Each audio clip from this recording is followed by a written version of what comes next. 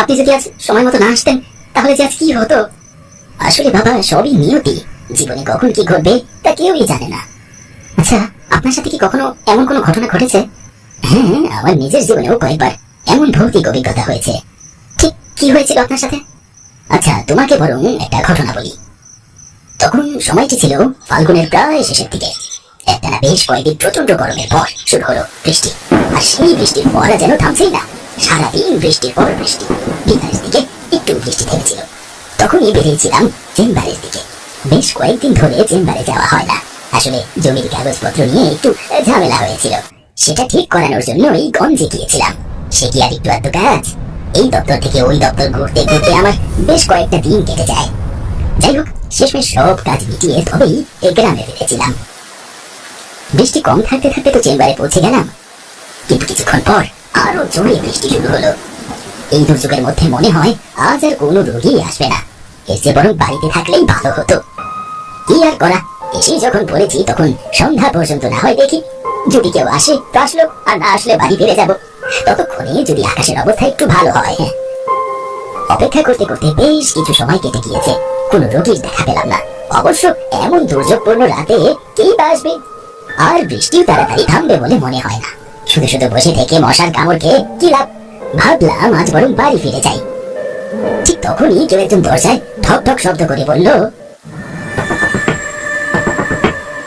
কবিরাজ মশাই আছেন নাকি? হ্যাঁ, দরজা খোলা আছে, আপনি ভিতরে আসুন। দরজা খুলে রোগা মতো একজন লোক দাঁড়িয়ে আছে। প্রথমে চিনতে না পারলেও কাছে আসার পর তাকে ঠিকই চিনতে পারলাম। আরে হারুন নাপিত, তুমি? শরীরে কি অবস্থা করেছো দেখো তো, খুবই অসুস্থ লাগছে তোমায়। না গো কবিরাজ মশাই, আমার কিছু হয়নি। আমার ছেলের শরীরটা খুব একটা ভালো নেই। কদিন ধরে খুবই জ্বর। আপনার অপেক্ষায় ছিলাম, তাড়াতাড়ি একটু চলুন। আচ্ছা আচ্ছা, তো তোমার ছেলের বয়স জানি কত? এই 10 কি 11 হবে। ওই বছর গ্রামে অনেক খরা হলো না, তার পরের বছরই তো আমার ছেলে হয়েছিল। তাহলে 10 বছর। দাঁড়াও, আমি সাথে কিছু ওষুধ নিয়ে নেই। তারপর হাতে ব্যাগ আর ছাতি নিয়ে রওনা হলাম। বৃষ্টির কারণে গ্রামের মেঠো পথের অবস্থা খুব একটা ভালো নেই। তাই সাইকেল না নিয়ে হাঁটতে শুরু করলাম। খুব জোরে বৃষ্টি না হলেও বাতাসের কারণে ভিজে যাচ্ছিলাম। রাস্তাঘাট একেবারেই জনহীন। এভাবে ভিজে ভিজে যাচ্ছ, এরপর দেখা যায় তুমি না অসুস্থ হয়ে পড়ো। কি আর হবে, একটা মাত্র মা মরা ছেলে আমার, তাকে যদি সুস্থ করতে না পারি আমি আর ভালো থেকে কি করবো বলে? আচ্ছা, জ্বর হয়েছে কতদিন? তা প্রায় এই 6-7 দিন তো হবেই।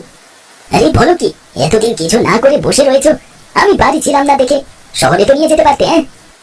শহরে নেওয়ার মতো টাকা আমার কাছে ছিল না, গ্রামের মোড়লের কাছে গিয়েছিলাম।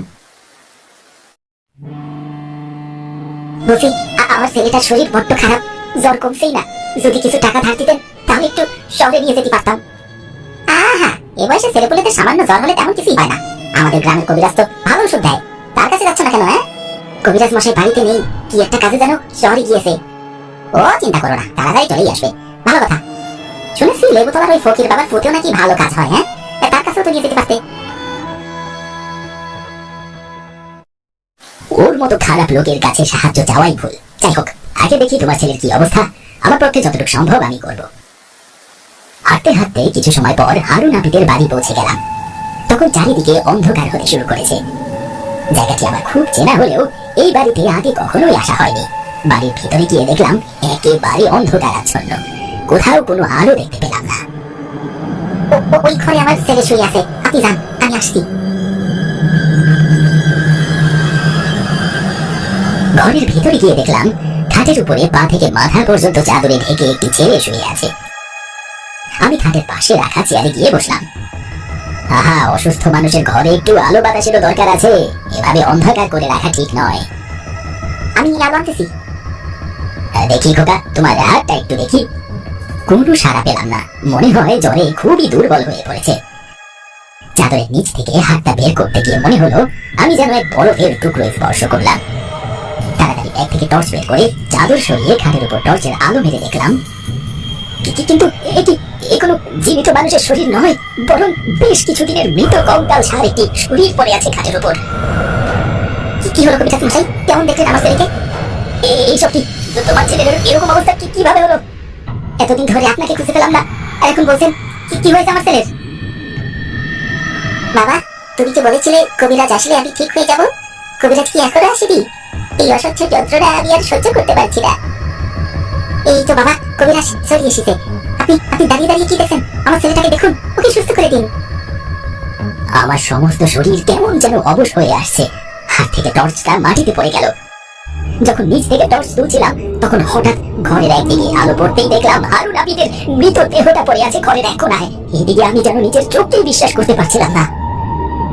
তুমি ওখানে কিভাবে? আমরা দুজনে কেউ আর বেঁচে নেই। কিন্তু তোমরা যে কথা বলছো দেখছি।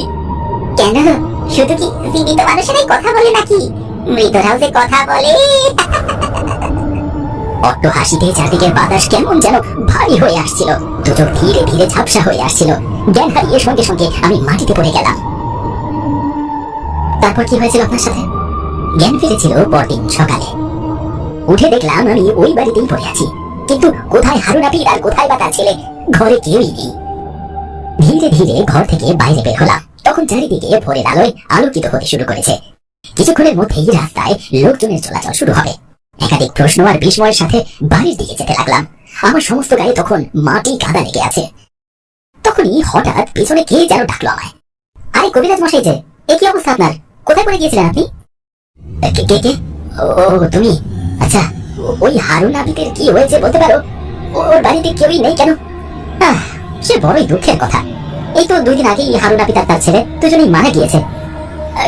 কিভাবে? শুনেছিলাম তার ছেলে নাকি খুবই অসুস্থ, প্রচন্ড জ্বরে ভুগে ছেলেটা মারাই গেল। আর হারুন আবিদের তো অনেক আগে থেকে হৃদরোগের সমস্যা ছিল, এই শোক আর সহ্য করতে পারেনি সে।